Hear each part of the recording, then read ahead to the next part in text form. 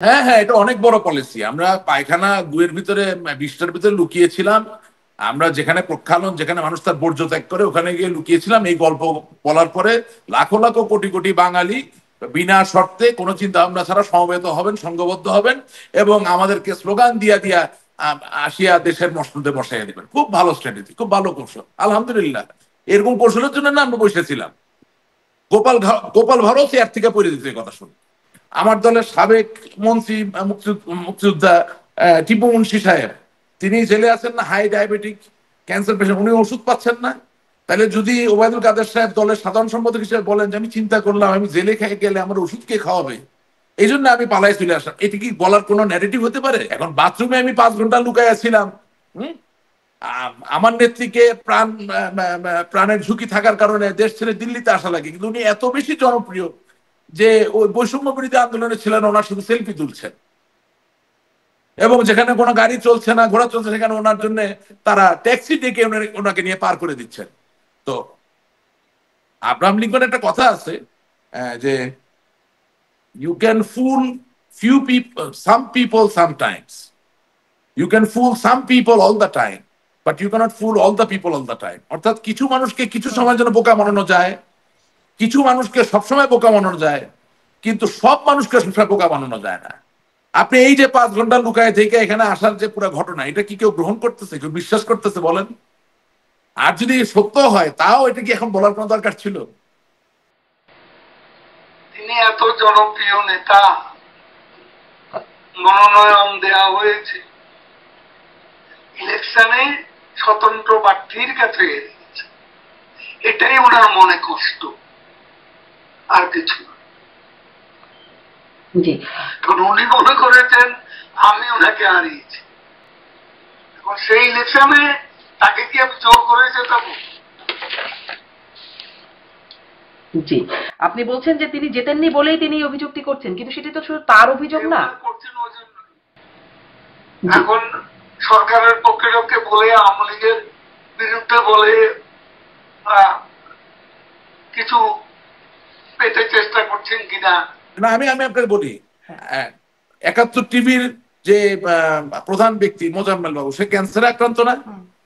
সে এখন জেলে আছে, সে ওষুধ পাচ্ছে না? আমার দলের সাবেক মন্ত্রী, মুক্তিযোদ্ধা টিপু মুন্সি সাহেব, তিনি জেলে আছেন না, হাই ডায়াবেটিক ক্যান্সার পেশেন্ট, উনি ওষুধ পাচ্ছেন না। তাহলে যদি ওবায়দুল কাদের সাহেব দলের সাধারণ সম্পাদক হিসেবে বলেন যে আমি চিন্তা করলাম আমি জেলে খেয়ে গেলে আমার ওষুধ কে খাওয়াবে, এই জন্য আমি পালাই চলে আসলাম, এটি কি বলার কোনো ন্যারেটিভ হতে পারে? আপনি কোনোদিন কোনো ন্যারেটিভ শুনেছেন? আচ্ছা, আপনি কিভাবে দেশ ছেড়ে আসলেন? না, আমি তো দেশ ছাড়ছি, আমি তো দেশ ছাড়ি নাই, আমি তো গিয়েছি আমার মেয়ের যে স্কুল, অস্ট্রেলিয়ান ইন্টারন্যাশনাল স্কুলের ছুটি শুরু হয়েছে, আমি বঙ্গবন্ধু কন্যা জননেত্রী শেখ হাসিনার সাথে চায়না গিয়েছি।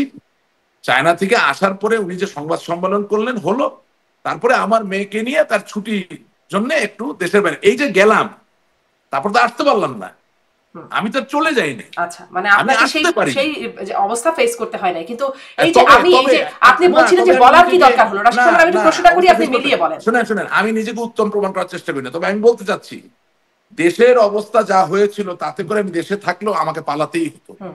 আমি নিজেকে উত্তম প্রমাণ করার চেষ্টা করছি। জি জি, রাশিদ রহমান এই জায়গাটা স্পষ্ট। তবে আমি যখন দেশের বাইরে পরিস্থিতিটা ফেস করতে হয় নাই, কিন্তু থাকলে করতে হতো। কিন্তু আমার প্রশ্নটা সেখানে না। না না না, আমি যখন দেশের বাইরে থাকা অবস্থা আমি দুটো বাড়িতে আগুন ধরিয়ে দিয়েছি, এরপরে কোনো সুস্থ লোক তার পরিবার নিয়ে দেশে ফিরতে পারবে না। স্পষ্ট এখানে। কিন্তু আপনি কি মনে করেন কেন ওবায়দুল কাদের এই 9-9.5 মাস পরে এসে বলছেন তার এই কাহিনী, তার অভিজ্ঞতা, কিভাবে বাথরুমে আটকা থাকলেন, কিভাবে তাকে দেশ ছেড়ে আসতে হলো, কেন সমরে জাউল করিম তিনিও বলছেন কিভাবে পানির নিচে বা কি যে একটা করুণ অভিজ্ঞতার মধ্যে দিয়ে তাকে, বা ভয়াবহ অভিজ্ঞতার মধ্যে দিয়ে তাকে দেশ ছাড়তে হয়েছে, এখন এসে কেন বলছেন? মানে এতদিন ছিল না, এখন কেন বলছেন? এটার কি কোনো কারণ আছে? কেন বলতেছেন, কি কারণ আছে আমি বলতে পারি না, তবে এতে কি হচ্ছে সেটা বলতে পারি। কি হচ্ছে? খুব একটা দলের জন্য ভালো কিছু হচ্ছে না, এটুকু বলতে পারি। কেন বলছেন মনের, আমি তো অন্তর্যামী না, মনের কথা বলতে পারি না। না কোনো পলিসি কিনা, যেহেতু একসাথে সিনিয়র নেতারা বলছেন। হ্যাঁ হ্যাঁ, এটা অনেক বড় পলিসি। আমরা পায়খানা গুয়ের ভিতরে, বিষ্ঠার ভিতরে লুকিয়েছিলাম। আমরা যেখানে প্রক্ষালন, যেখানে মানুষ তার বর্জ্য ত্যাগ করে, ওখানে গিয়ে লুকিয়েছিলাম। এই গল্প বলার পরে লাখো লাখো কোটি কোটি বাঙালি বিনা শর্তে কোনো চিন্তা ভাবনা ছাড়া সমবেত হবেন, সংঘবদ্ধ হবেন এবং আমাদেরকে স্লোগান দিয়া দিয়া আসিয়া দেশের মসনদে বসাইয়া দিবেন। খুব ভালো স্ট্র্যাটেজি, খুব ভালো কৌশল, আলহামদুলিল্লাহ। এরকম কৌশলের জন্য না আমরা বসেছিলাম। গোপাল ভারত এর থেকে পড়ে দিতে কথা শুনে, বুঝলেন না? খুব ভালো আসলে, খুব ভালো কৌশল। মানে আপনি এই কৌশলটাকে একদমই ভালো বলছেন না, সেটা একদম স্পষ্ট। আপনি আমি কেন বলবো? আপনি এই কৌশলটা একটা ছোট একটা ক্লিপ বানিয়ে আপনি ছাড়েন না জনমতের জন্য। আমি ধরে নিলাম যে ফেসবুকের একটা বড় পার্সেন্টেজ শুধু কমেন্ট করে, কিন্তু বাকিটা তো দায়িত্বশীল। সবাই আপনি নেন না, নিয়ে দেখেন না কে কি বলে। আমি তো যিনি ইন্টারভিউ প্রথম নিয়েছেন অমল সরকার না কি নাম, হ্যাঁ, আমি তাকে ডাইরেক্ট ফোন করে বলেছি যে আপনার টিআরপি আজকে অনেক হয়েছে, কিন্তু বাংলাদেশের আওয়ামী লীগের ক্ষতি হয়ে গেল।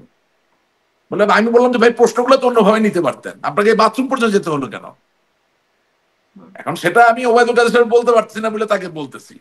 কেন ওবায়দুল কাদের সাহেব কেন বলতে পারছেন না? তার সাথে যোগাযোগ নেই? না, আমার তো তার নাম্বারও নাই, আমি তার সাথে ওইভাবে যোগাযোগও নাই। আর তার সাথে আপনাদের দলের নেতাকর্মীদের মধ্যে যোগাযোগের কি কোনো ঘাটতি আছে? হ্যাঁ, ঘাটতি আছে। এবং আমি যতটুকু জীবনে দেখেছি যে ওনার সাথে খুব লম্বা বেশি কেউ কথা বলতে পারে না। আচ্ছা, কিন্তু আপনার বিরুদ্ধে, আপনার এবং আপনাদের মতো সিনিয়র কেন্দ্রীয় নেতাদের বিরুদ্ধে লুটপাটের যে অভিযোগ, যে একটা অভিযোগ একদম আপনাদের নেতারাই আমার এই অনুষ্ঠানে এসেই বলেছেন, মনোনয়ন বাণিজ্য। আপনারা মনোনয়ন দেওয়ার সময় বিপুল বড় অঙ্কের টাকা নেবার অভিযোগটা কার বিরুদ্ধে ছিল? যারা কমিটিতে ছিলেন, মনোনয়ন কমিটিতে। আপনিও ছিলেন। আপনি প্রমাণ করেন। মানে আমি কি করে প্রমাণ করব? আমি তো আসলে অনুসন্ধানী সাংবাদিকতাটাও করি না। আপনাদের নেতা কর্মীরাই এটা অভিযোগটা করছেন। অপবাদ দেবে, যে অপবাদ দিয়েছে তারা তো বলেনি মেট্রো রেলের জন্য কি কষ্ট আমি করেছি। করেছেন শেখ হাসিনা, কিন্তু আমি তো দায়িত্বে ছিলাম। পদ্মা সেতুর জন্য কি কষ্ট করেছি। 4000 সেতু নির্মাণের জন্য কি কষ্ট করেছি। বাংলাদেশে এত 4 লেন 6 লেন 8 লেনের রাস্তা, সেই সমতল থেকে পাহাড় পর্যন্ত, তারপরে লিমিটেড এক্সপ্রেসওয়ে, এগুলো তো কেউ কোনোদিন বলে না। না, এগুলো তো আপনারা অনেক বলেছেন। কথা তো বলে না। না, এগুলো তো 15 বছর ধরে বলেছেন, এগুলো তো শুনেছে মানুষ, সবাই জানে এই বিষয়গুলো, শুনেছে। যেই প্রশ্নগুলো, আমার গুণের কথা বলবেন, আর আমি যখন থাকবো না তখন আমার বিরুদ্ধে মিথ্যা অভিযোগ সাজাবেন, প্রমাণ করুন। জনাব ওবায়দুল কাদের, এই অভিযোগটা আসলে আপনার দলের নেতা কর্মীরা করছে। যারা করেছে এটা প্রমাণ করতে বলবেন। জি, মানে এই অভিযোগটা আপনার দলের নেতা কর্মীদের, তাহলে এই অভিযোগটা আপনি মানে নেতা কর্মীদের উদ্দেশ্যে কি বলবেন যারা এই অভিযোগ করে? কোন নেতা কর্মী এই অভিযোগ করে? অভিযোগটা আমার এই অনুষ্ঠানে রাশেক রহমান, আওয়ামী লীগ নেতা রাশেক রহমান, যিনি 24-এ মনোনয়নও পেয়েছিলেন রংপুর থেকে, তিনি এই অভিযোগটি করেছেন। একদম মনোনয়ন কমিটিতে যারা আছেন, রাশেক রহমান, কোষাধ্যক্ষ, মানে আওয়ামী লীগের কোষাধ্যক্ষ আশিকুর রহমানের। আমার কথা শুনবে? জি, অবশ্যই। তিনি এত জনপ্রিয় নেতা, মনোনয়ন দেওয়া হয়েছে, ইলেকশনে স্বতন্ত্র প্রার্থীর কাছে, এটাই ওনার মনে কষ্ট, আর কিছু না। জি, উনি মনে করেছেন আমি ওনাকে হারিয়েছি। আমি কেন? তার বাবা আমরা একসঙ্গে আছি। আমি বরং আগ্রহ কিছু তরুণকে মনোনয়ন দেওয়ার পক্ষপাতী ছিল, এর মধ্যে সেও ছিল। এখন সেই ইলেকশনে তাকে কি আমি জোর করে যেতাবো? জি, আপনি বলছেন যে তিনি জেতেননি বলেই তিনি এই অভিযোগটি করছেন, কিন্তু সেটি তো শুধু তার অভিযোগ না। এখন সরকারের পক্ষে লোককে বলে, আওয়ামী লীগের বিরুদ্ধে বলে কিছু পেতে চেষ্টা করছেন কিনা জানি না। আমাদের তো 2-1 জনের মধ্যে জামিন টামিন নিয়ে ফেলছে। তো কাজে এরকম হঠাৎ করে ভালো লাগে না। ওই যে হঠাৎ করে প্যান্ট বদলানো, পোশাক বদলানো, কত নেতা দেখলাম দেশে। জি।